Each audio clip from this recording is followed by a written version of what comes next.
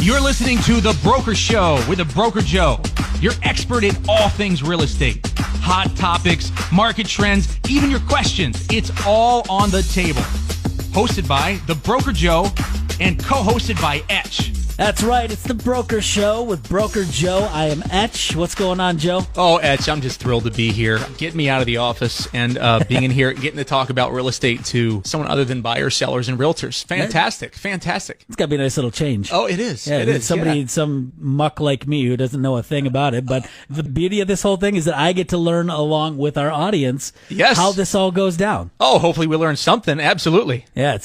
So what's your day been like? If you're anything like me, my kids drive me nuts. Yeah, well, it's been especially crazy today because we are getting ready for our first family vacation in, oh my gosh, I can't remember. So COVID came along. We had plans, Florida, out of the country, all this stuff, obviously shut all that down. So we are leaving tomorrow morning. 5 a.m. heading to Sioux Falls. We're going to Wisconsin Dells to do some water stuff. And then we're going to the Badlands, South Dakota, Montana, Wyoming, Utah. It's going to be a blast. So you're doing it all. You're just doing the whole Midwest to West. Oh, yeah. We're just going to beat ourselves up hiking and fishing and everything. We're going to do the outside that's thing. the American dream. That's what it's all about, going out and doing it. Yeah, we are excited. We're going to pack the SUV all night here and hopefully be ready in the morning. We'll see. Yeah, let's told keep Karen our she's fingers driving. crossed. Right? Yeah, well, I got to say, you deserve something like that with all the kids going back to school and coming home. I mean, I don't know if you're anything like me, but my house is in disarray. It's a nut job over there. Yeah. And just trying to keep up with everything. You got to get home. You try to relax, and then it's one thing after the other, and you try your best, but next thing you know, it's 10 o'clock at night. You're trying to sleep. You're not getting any sleep. You wake up early in the morning. You're doing it all over again. You're just waiting for the weekend. Then the weekend seems like it's just as crammed. It is. And I think early on, anyone has 2, 3, 4, 5 kids, whatever the case is, you're always struggling with routines and eating healthy and sleeping healthy and getting up early and doing all the right things and getting quality time.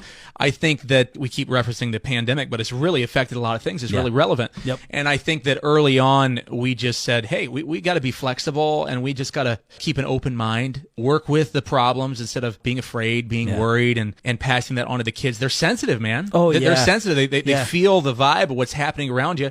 I think when we were shut down there back in April, May, March, we just went on a video binge and we had a blast with it. So they're begging me, hey, let's do those videos. That was a blast. So it was nice that we really came together as a family and a lot of that carryover has still come through today. Don't want to let that go. Yeah, absolutely not. And relaxation, what it's all about, especially with the kids, like we said, because they're just trying to go back to school and figure it out. Everything's different for them there. It is. Mom and dad back home trying to figure out if you're homeschooling or if you're virtual schooling right now. Yeah. You know how crazy that is. I, for one, can say I'm happy that I just retired as a homeschooling teacher. We just sent ours back to face-to-face. Good for you. I know, right? So I think I deserve a drink here. And you were telling me earlier that you made one up today? Well, so here's the deal. Remax in Michigan, this is actually middle of their fall conference, usually hundreds of agents getting together, having a good time, drinking some drinks, getting some coaching, some teaching, and spending time with each other. So we can't do that this year. Virtual. So they spiced it up. We had a great first opening session today. We had a virtual happy hour from 3:30 to 4:30, and I was called upon. Right now. Well, no. I mean, I knew I had to get here and knew I had to be somewhat cohesive tonight. Right. I have some expectations on myself, but I did take it away around 4 o'clock today. I made a drink that's my own. Yeah. And I made up a drink. It's called the Joski. I like it. Yep. So I got to do that live. Teach everyone how to do that, and it was really fun. For all of you, I'm just going to forewarn you, this drink's not for the faint of heart, and also it doesn't follow the correct lines of what to mix and what not to mix, hence the Joski. I would hate to attribute any other name to this drink other than my own. I take full responsibility, not for the after effects, mind you. But no, it's Jameson on the rocks, splash of lime juice, watermelon balls. So you take a watermelon ball. Okay, like a baller. Yep, exactly. Some lemon and then some maple syrup. Okay. Interesting. Maple syrup. Interesting is the word. Actually, interesting is the best I got out of my wife. Yeah. I lost her at maple syrup. I really did. But you know what? I think it's great. But here's the thing. You would think that Jameson and maple syrup would go hand in hand. A little bit of flavor, like a little sweet with that back spice. When I put this together, that's what I thought. I said, maple syrup. Yeah, I think I'm just, I'm a kid at heart, and so trying to make a drink, but also, I'll be honest, I'm not the one who grabs the stout drink when I go to the bar. Right. So I'm trying to take the Jameson and throw some fruit in there and throw some syrup in there. I think it's great. Everyone seemed to love it. It was entertaining. See, we made a drink one time when I was back in college. We named it after Michael Jackson. Okay. We called it the Thriller. And basically what it was like a root beer float, but we used Guinness. Okay. And then we put a scoop of ice cream in it. Oh, yeah. So it's kind of like a black and tan. Sure. Kind of like that, but we're like, it's like black and white, Michael Jackson. Yeah. Call it the Thriller. Oh, I see it. Yeah, that worked. Yeah. Surprisingly decent. Like, you wouldn't think beer and a scoop of vanilla ice cream. Yeah. But it turned out pretty good, actually. Okay. I mean, try it for what it is. I'll take your word for it. Yeah, that's exactly right. Speaking of taking your word for something, this real estate market's been just nuts lately. Tell us a little bit about what's going on. It's been historic. The last 3-4 months have been record-breaking for sales, for prices, for all those things. And we almost feel, even agents that work with our company here, you go husband and wife, everyone has different jobs and different roles in the community. And how it affects people is what's so crazy. Right. It's so different, right? Some businesses are really hurting, really struggling, even closing up in fear of losing what they've spent most of their life, in some cases, building. And in our case, it's been a boon to our business, and really for factors that are somewhat related to COVID, but not really. They're things that have been coming down the road for a long time. And it's really put, I would say, a strain. I think most realtors are pretty happy with the outcome of the summer. It's been extremely busy. We're very, very blessed, very blessed to be able to say we're blessed in these times. We'll see where it goes, but Michigan in particular, and in particular Western Michigan, we've had this coming for a while. Yeah, we have had this crunch coming for a while. And it's been crazy because my fiance and I, we've been kind of toying with the idea of we want to expand, get a little bit more property, get something that's more of like a farm. I don't want to say farmhouse. We don't want to be farmers by any means. Oh, okay. But we want to have a couple of acres that we can, go out and maybe I can do some hunting on if I want to. But mainly city chickens, man. It's a thing now. It's a thing now, man. It's funny because I was out there working on my lawnmower and I live in town here, and I heard chickens clucking. Just today. Yeah. I was like, what is going on? I think it's 6. I think Big Rapids, I think you can have 6 Is that chickens. What it is? It's 5 or 6. I can't remember. It followed up with a big moo of a cow, too. Yeah. Oh, no. I don't think cows. This is like middle of the night. Okay. Like last night I heard it, and I was like, what is going on? What is the farm behind our bodies? But so we were looking to try to find a bigger house. Because right now we don't have a lot of storage space. It's a 3-bedroom, 1.5 bath. But we're looking to expand just outside of town. We're looking at crunching down our property taxes and things. We've made some nice changes in our house as far as upgrading things. Then comes the whole idea of how far do you go as far as your own upgrades to make it so that it's profitable for you, especially in a time that's hot right now for a seller's market. And that it's like, do you really have to do a lot when there's such a demand for houses? Tons of good questions, all of them good. And, back to the point, I think one of the biggest challenges that buyers have, and you're like anyone else, you have your favorite app, right? You probably have your favorite app, whether Zillow, Remax.com, Realtor.com. So you're watching and you're seeing the houses you love. Oh, I love this house. Oh, the next day. Oh, it's sold. Oh, it's sold. It's sold. I mean, what is normal, right? And so agents, we've been saying this for years. Hey, it's historic. 2017, 18, 19, 2020. And I say it gets worse and worse. I mean, in some ways you could say it gets better and better. Depends on if you're a seller or a buyer. But for buyers, very frustrating. And a healthy market is called MSI. MSI is what determines a healthy market. The national recommended index is between 4 and 6 months. Okay, so 4 and 6 months of inventory on the market means that at any given time, you get on Zillow, the amount of, let's say, in a particular zip code, 50 houses sell every month. So that means a healthy market, if you get on Zillow, there would be 200 homes for sale, right? That's a 4-point index. Between 4 and 6 is good. Over 6, that's a buyer's market. Too much inventory, a lot to choose from, right? So under 4, that's a seller's market. For sure, seller's market, right? Low inventory drives the prices up, drives the buyers crazy. And so Big Rapids, Mecosta County, Osceola County, Newego, Lake, this area, it depends on the neighborhoods and the city and the averages. We're hovering right now at around 40 to 50 days, which is a month and a half. It's unbelievable. We're way under the minimums. Grand Rapids, 28 days. Is it 28 days? That's less than 1 month of inventory. Jeez. Less than 1 month of inventory on the market right now. So every house, I had a buddy down there that told me the other day, Joe, I had 117 offers. Whoa. 117 offers within 48 hours. Yeah. Of going live. Right. I had another agent, Brenda, was out in Grand Rapids. We don't always work Grand Rapids, but we do from time to time. Sure. So Brenda's out there and she says, Joe, we pull in and, we went to schedule a showing and there was no available time. And the agent said, just go. Brenda shows up with her client. They pull up and there's two gentlemen fighting in the front yard, fist fighting, because they're arguing. There's a line up the street trying to get into the house. And, if you're a seller again, hey, bring it on, baby, let's go. Yeah. But if you're a buyer, what a horrible environment, yeah. especially when you're saying, listen, I just got to get a bigger house. I got a family. There are situations that maybe have nothing to do with anything else, right? But it makes it really challenging and frustrating. And you hear these stories all the time. So what are the strategies? As a seller, there are so many strategies, but I think the buyers are the ones in the most need right now. Yeah. How do I get an edge? How do I find a way to get my foot in the door when maybe I don't have the budget someone else has? I don't have the clout that someone else has, right. Whether it be the money down or whether it be whatever those factors are. How can I get an edge in this market that is so crazy?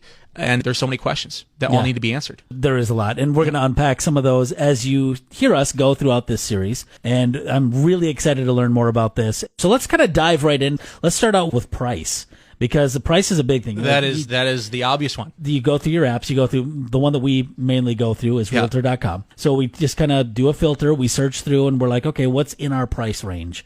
And it's crazy. Yeah. Because the houses that you would normally think, and I've seen 5 or 6 of them recently that I've looked at that I'm like, there's no way that house is worth that. Yeah. There's no way. Yeah. How are they putting that price? And then it makes me kind of optimistic of saying we could go ahead and list ours for that easily because it's already in better condition than that. And we've made upgrades. Yeah. We would be profiting about $30,000 off of it. Yeah. Easily from what we purchased it for going on 2 years ago. Yeah. So price is a big thing. Etch, I think the elephant in the room here, and I'm going to get it right out of the way, is it sustainable?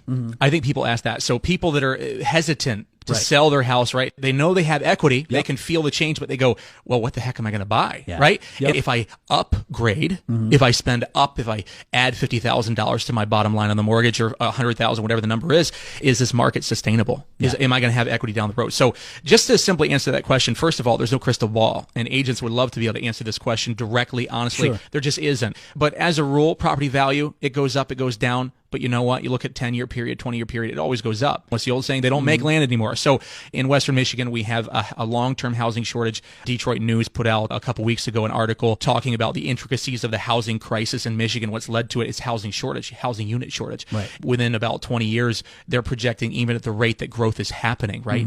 New house built every second right now. There's going to be 150,000 units short in the state of Michigan. So that's driving it. But buyers are looking at it going, what do I do here? Am I going to get into this and be left high and dry? I think the real question is affordability. Yeah. And so when you think of the word affordability, you have to look at a number of things. You got to look at taxes, insurance, and the price of the house, right? Those are the big three. So those three put together kind of determine where you're going to be as far as the mortgage goes. And the banks right now, they're a lot more stringent than they were back during the market crash. They're going to look at making sure you have some equity in the home and there is enough income there to cover you in the event of a catastrophe. Right? Well goes bad, septic goes bad, roof goes bad, something like that. And so at the same time, you can get yourself in trouble. I see it all the time. Buyers go and they squeeze it to the limit, squeeze those ratios to the limit, and they get themselves in trouble. And we try, I really firmly believe that my strategy from day one for 13 years has been, when I'm working with buyers, tell them, listen, you don't have to buy right now. And if you have that mindset, if you do truly have to buy, then we'll find you something. We'll make it work. But please don't make a decision that is going to keep you awake at night. If you're awake at night because you're excited, that's great. If you're awake at night because you're anxious and you feel like you made the wrong move, I don't want to be a part of it, right? I'll be a part of the journey and helping educate you. But at the same time, someone that puts pressure on you, any scenario, any professional that's going to put pressure on someone to do something that they don't feel comfortable doing, that's a bad move to start. But, you look at the interest now. It's historically low. People with good credit, over 720, over 740, can go get a 2.5% interest.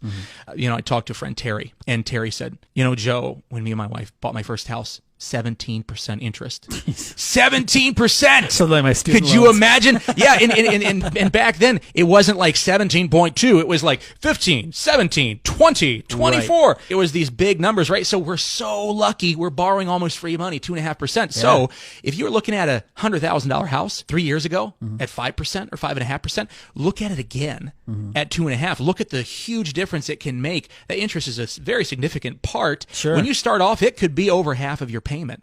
Probably is over half your payment, right? So, and then obviously you look at the taxes and make sure you can homestead it, get that beautiful Michigan exemption on the taxes. Doesn't cut it all out, but takes a big chunk off, makes it more affordable. So you start with that, make sure it's affordable, and go from there. Talk to me about offers. Like, let's say you find one. Yeah. You get lucky and you're like, this is the one. And obviously there's probably, especially in right now. Could be. If you want it, everyone else does too. Exactly. There's going to be other people who are trying to offer. So how do you stay competitive with that and yet still keep the seller's eyes on you, being like, oh, this is actually a decent offer? Break that down for me. I think that even though you have a lot of sellers that go, I know my house is selling, right? Here comes a nice fat offer, but something about it rubs them the wrong way. And that occasional seller that goes, forget it. We'll wait for the right one to come along. Because there's always going to be concessions and stuff. Sure. People, Sometimes I want you to pay all my closing costs, et cetera, that kind of thing. I think most sellers, they're very reasonable people. They're excited about the market. They're optimistic about what they're going to get for their house. But at the same time, they want it over with. Yeah. Most of the time, if an offer comes in that isn't what it should be for a listing, and that agent's a good agent, right, that knows what it should be, they need that agent to say, hey, you know what? Let's not get too excited here. Let's hold off, because most sellers, they want to sell. They want this process to be over. They want to move. They want certainty. Certainty is the key word. Okay, so as a buyer, if you can somehow portray the certainty with which you are buying the home, that is the most important thing to the seller. You can portray that through a number of different ways, different angles in that purchase agreement, and here's the deal. Everyone's limited to what they can do. If you're not a cash buyer that can go $20,000 over asking price and close in 10 days, if you're not that guy, which is not many people, then we got to look at other ways to get an edge. How else can I get an edge? How can I clean up my offer? How can I make this seller understand how serious I am? There's a lot of things that people do. A very popular thing these days is letter writing. Actually, our realtor attorneys in the state updated our listing agreements because they become so popular. Now it's in the listing. The seller has to choose. Do I want to accept or review letters from buyers or not? Some sellers hate it. Right. I can't handle the pressure. Yeah. Everyone's babies are so cute. Everybody's crying. Everybody wants it so bad, right? But most sellers love to see it. That's the humanity. Yes, it's important to get that price now for sellers, but what's also very important, they want to feel like, especially if they built the home or they live there for a while, they raised their kids there, right? They want to feel like, who's getting my house? Yeah.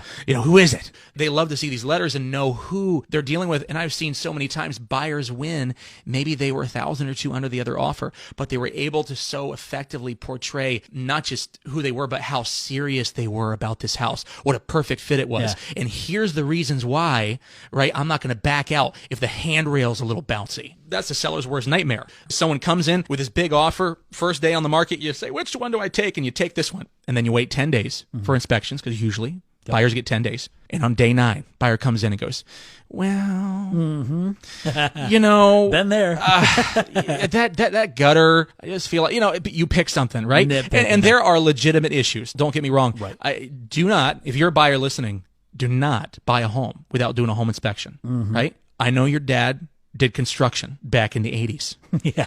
And I know Grandpa has been watching Home Improvement, the TV show, since he was a kid. Sure. But you know what? Hire a professional. Hire a professional to go out there and take a look. But at the same time, when you take a look, keep in mind there are going to be things wrong, right? The seller's sitting there dreading you being out there inspecting their home. If there's serious issues, you know what? It's time to get them fixed, time to renegotiate. But don't lose it over ticky-tack stuff. Right. Good stuff, because that's always something that I think everybody deals with. And as a seller, I know that I've never sold one personally, as far as like my own home or anything like that, because the house that we're in right now is the first one that I've actually moved in with my fiance. She and I were like, this is ours. Gotcha. But I was in the process when she was selling her last one, and it was the same thing, nitpicky stuff. Like, there's 3 tiles missing in that upstairs. That should be $5,000 off. And I'm like, look, dude, 3 tiles that aren't even available in stores anymore is not worth $5,000. I'm sorry. Those are like 25 cents a piece. Find them online. Next, that kind of thing. So that's a big thing. So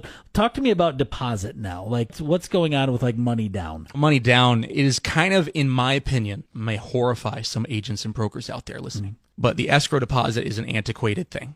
And I think that it's inevitable that it goes away. And here's the reason why. When a buyer typically comes in, they're going to put money down. And typically, you want to see 1%. That's kind of a market standard. It can be whatever the buyer wants to do. But first of all, my advice to a buyer, put as much down as you can. If you're buying a $200,000 house and you're putting $20,000 down or $40,000 down, put a $20,000 deposit, put a $10,000 deposit. Make the deposit significant. And here's why. There's 2 big contingencies when a buyer walks into a deal. Number 1, buyer inspections. That's a get out of jail free card. Yeah. Buyer gets to go in. They get to bring everyone, whoever they want to hire, home inspector, roof inspector, foundation inspector, radon, you name it, well, water, septic, all of it. They get to come in. They get to pick apart for 10 days while the seller shakes on the couch, hoping everything is going to go well. And so buyer comes through and you can back out. That deposit is sitting there. It is collected. It is sitting in the title company or the real estate office, but it's sitting there. It's your money. You get to get that back if you back out of the deal or renegotiations don't work out.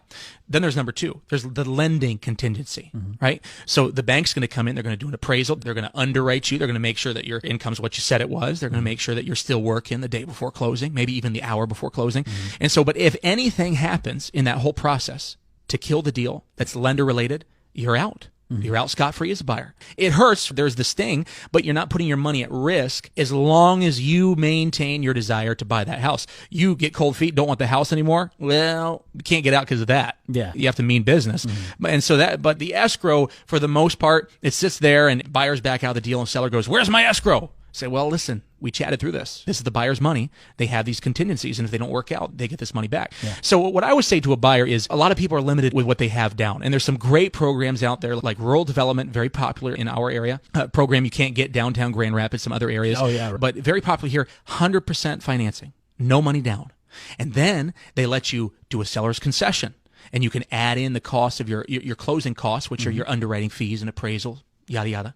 And you can add that in. You can literally walk up to the table with no money down. That is attractive to a lot of people that don't have a bank account to support a big down payment, right? And then you're working within your limitations. You can only put $300 or $400, $500 down. But what I would say, my advice, if you got the money, if you're already putting $5,000, $10,000, $20,000 down, put a big chunk down. Even though the seller is going to have it explained to them that that's not their money, right? And they're unlikely to ever get to take it from you. It makes them feel confident that you're putting your best foot forward. I've got the money in the bank. It's not pie in the sky, right? Yeah. I've got it. Here it is. Title company's going to hold it and hold the deal. So it's basically just like flexing. It's a flex. It is a flex. It's a flex, and the seller really appreciates it. Yeah, because then it's just like, oh yeah, this guy, he means business. Yeah. So a lot of great information of basic things like price and money down that we've talked about this week. Next episode, we're going to tackle some more of the basics, personal property, taking possession of the home, and getting pre-approved, because that's something that's a really big deal. It is a big deal, and we're going to make it fun as we can. We have a lot of great things in store for you coming up in the coming episodes. We will tell you about some of our plans moving forward. Yes, we will. And it's going to be really exciting. We're just kind of hammering out the details, how you can get involved in the broker show. Lots of basic topics for both the buyer, the seller, and for the broker tuning in, of some tips and tricks and things that Joe does to make things a little bit easier every day to the table. All right, so tune in next week. It's the Broker Show. I'm Etch. And I'm the Broker Joe.